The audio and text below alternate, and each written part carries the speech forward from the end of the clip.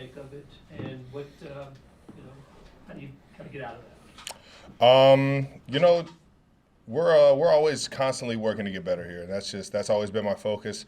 I think this year stats may say something different, but at the same time, you still see the same person inside this building, and that's all I care about.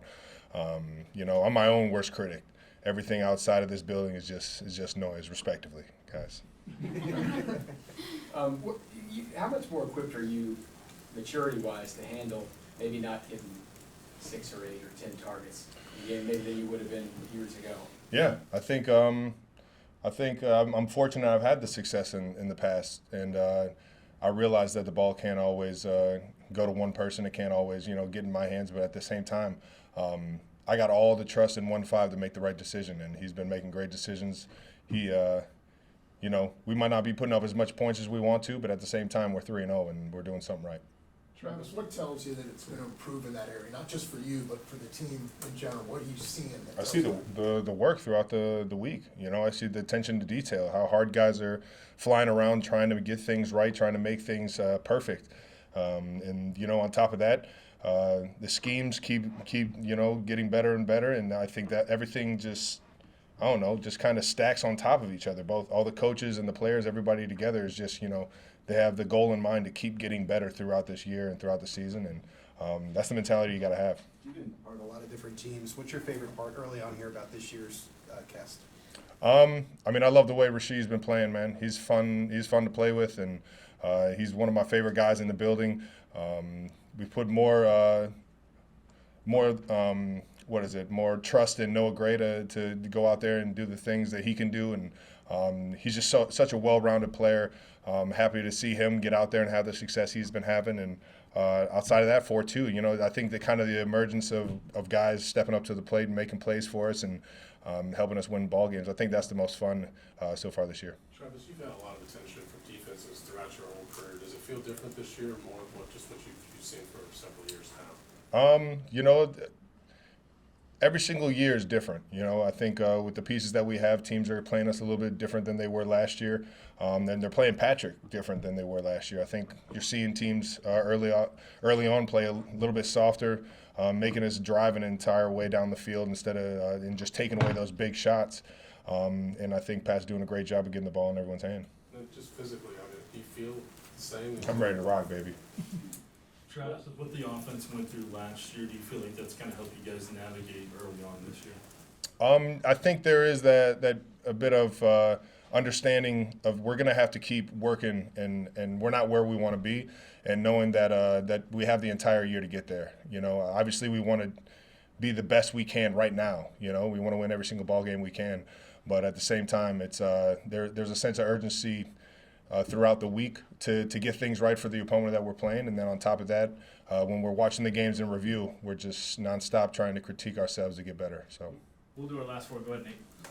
Travis, you haven't gotten a lot of targets in the red zone yet this season, but you guys have been in the red zone a lot. So what would you like to see improved more when you guys do get there, considering teams are forcing you all to get into those situations? As long as we're scoring touchdowns in the red zone, that's all I care about. I'm trying to get that ball in that end zone, and I think that's the ultimate goal.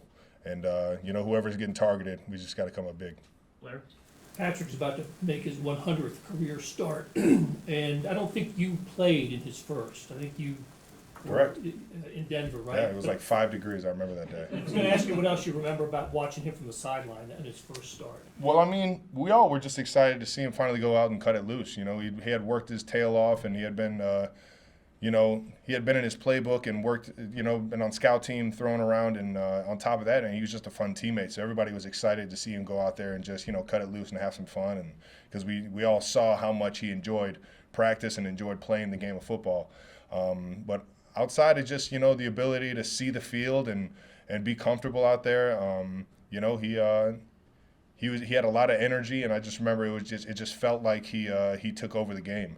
And I think that's what really gave the coaches confidence that he could play, at an extremely high level in this league. Todd? You got an old face back in the building last week when Kareem Hunt came back. He's going to be up this week. You guys had this special relationship, both Cleveland guys and all that. Yeah. A couple things. First, back in 2018, how disappointed were you for him and all that whole situation? And did you ever think he'd be back here? And how's he kind of jumped back in with some of the guys he knows? My brother from another, man. He's a good old Northeast Ohio ball player right there, man. He plays the game right, and he really is a good friend of mine. He's a great guy.